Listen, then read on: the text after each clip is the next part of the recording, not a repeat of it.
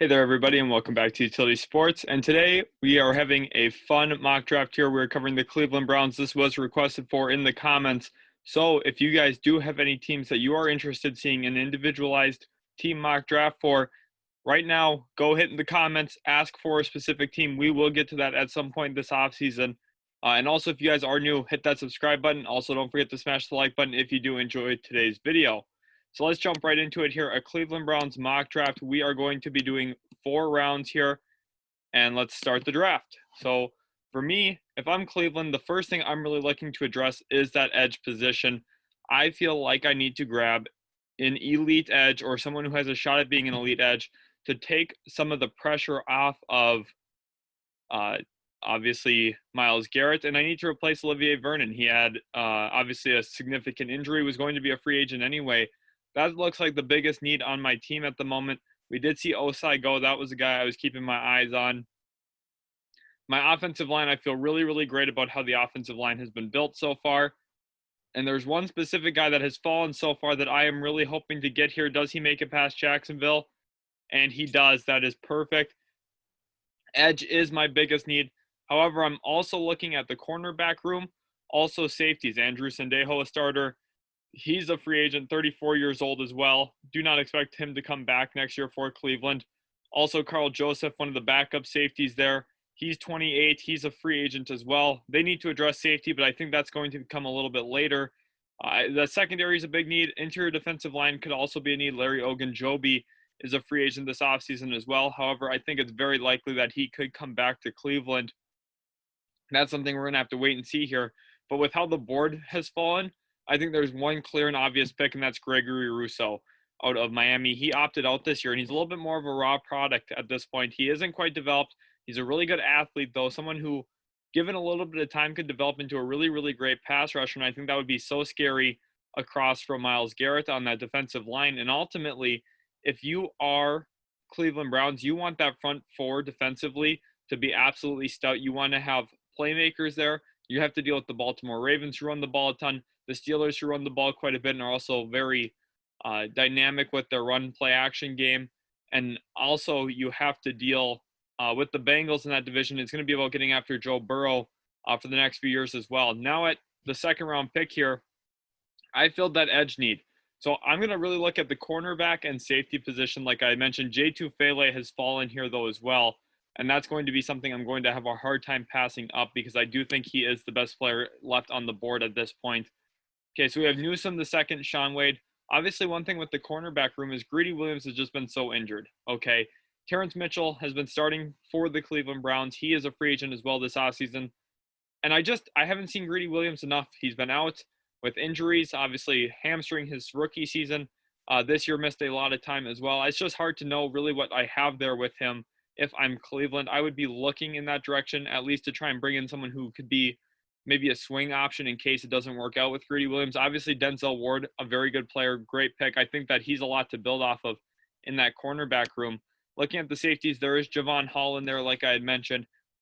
I'm partially interested in grabbing him. However, Andre Cisco could be a guy who's also good. Paris Ford as well. I do like those two safeties quite a bit. Ardarius Washington out of TCU could be another guy. Remember, we're doing a 4-round mock here. So in round 2, I think my focus is going to be on grabbing the best player available, and I'm going to go back to my defensive line. I'm going to grab Jay Tufele out of USC.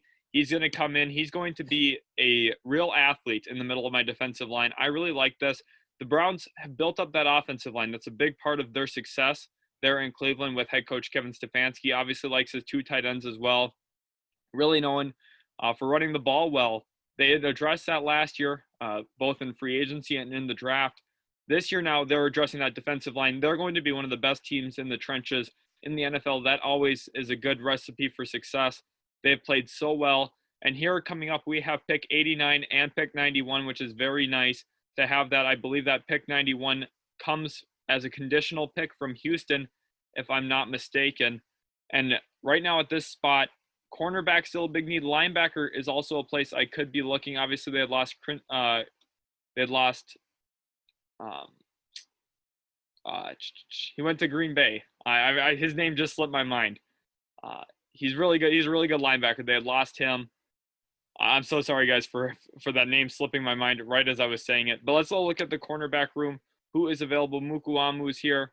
Rodarius Williams. I do feel like I need to grab one. I could maybe wait on Diamador Lenore, though. Let's go check that safety room. If Andre Cisco is here, that I think will be my selection.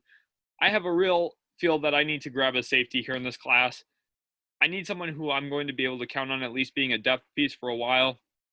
Can come in, perhaps be a starter down the road. That's going to be Andre Cisco for me here at pick 89.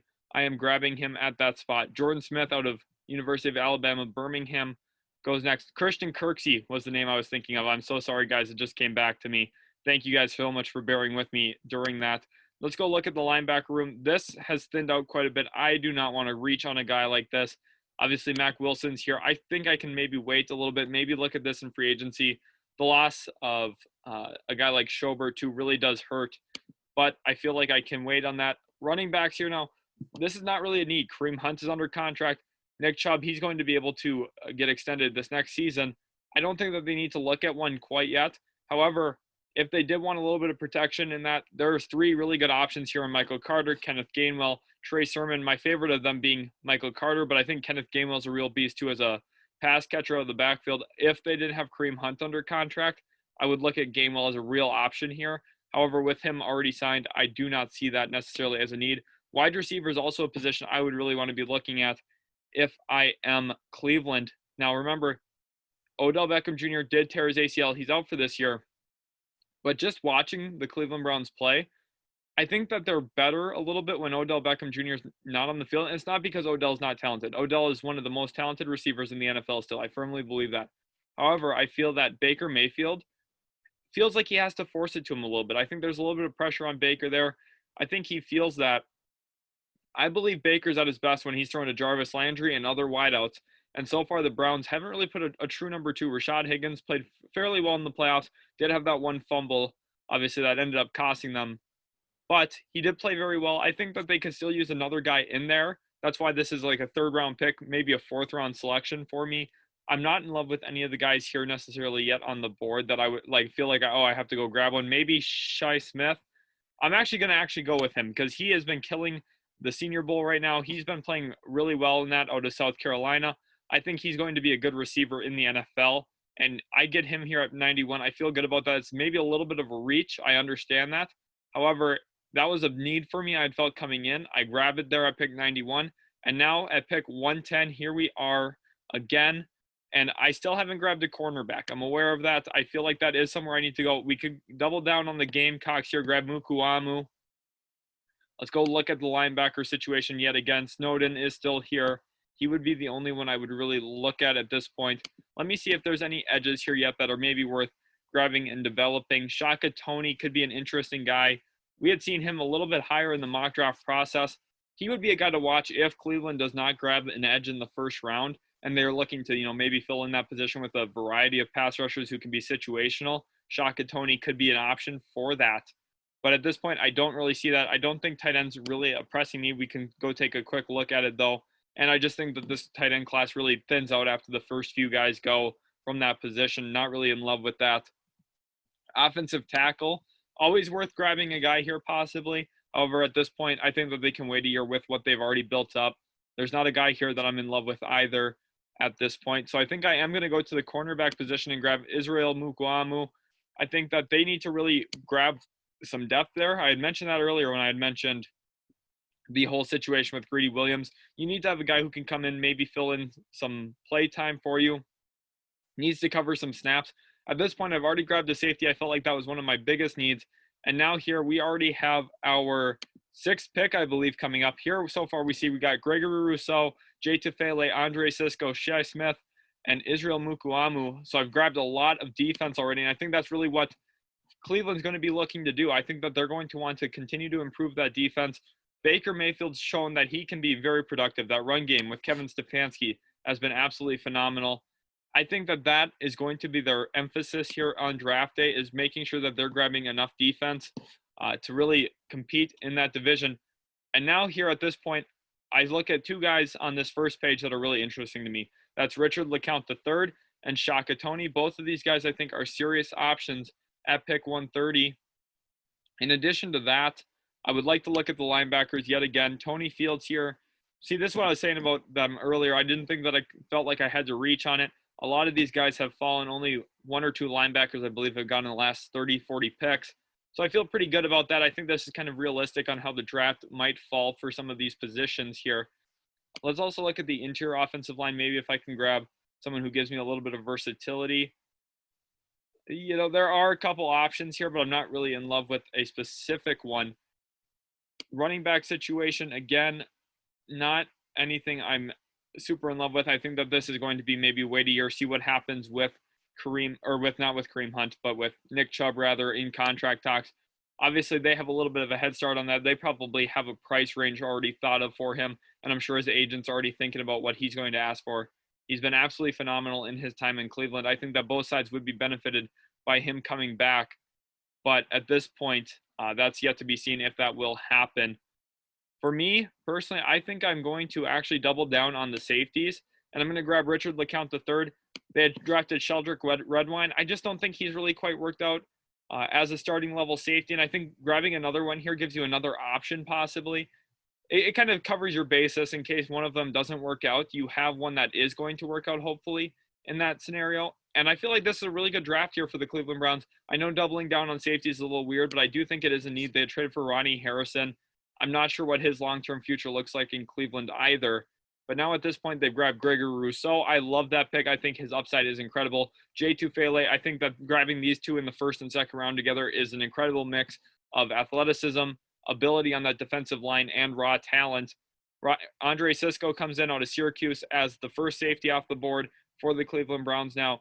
Shi Smith comes in out of South Carolina. I really like that selection as well. He's been shining in recent performances at the Senior Bowl and more. I think he's going to be a guy who has a really good pro day as well, and I think he's going to test well and really improve his draft stock. Remember, he was ranked a little bit lower when I grabbed him, but I think that here in Cleveland, he could have a really nice chance to be a quality wide receiver. Pick 110, I grabbed Israel Mukuamu, another Gamecock, this time the outside defensive part of the field, cornerback, just in case Greedy Williams can't figure out the health situation.